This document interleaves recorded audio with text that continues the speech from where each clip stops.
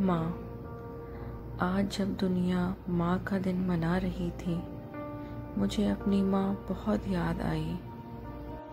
وہ اس کا مسکرانا، مجھ کو گلے سے لگانا، جب دل میں کوئی بات ہو بن بولے اس کا سمجھ جانا، کر جانے کی جلدی ہوتی ہر بات جو ماں کو بتانا ہوتی، بہن بھائی کی لڑائی میں انصاف سے صلح کراتی، دین پر چلنے کی تاکید کرتی، ہر برائی کی پہچان کراتی، مل کر رہنا، معاف کرنا سکھایا میری ماں نے مجھ کو۔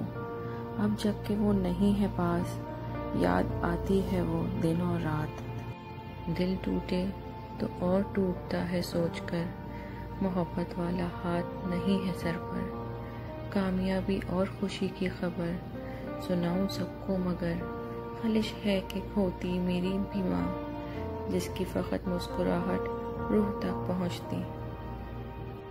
التجا ہے سب سے آج یہ میری، ایک دن نہیں سال کے ہر دن بولو، گلے لگاؤ، مسکراؤ، اور سب سے بڑھ کر وقت کی دولت اس پر لٹاؤ۔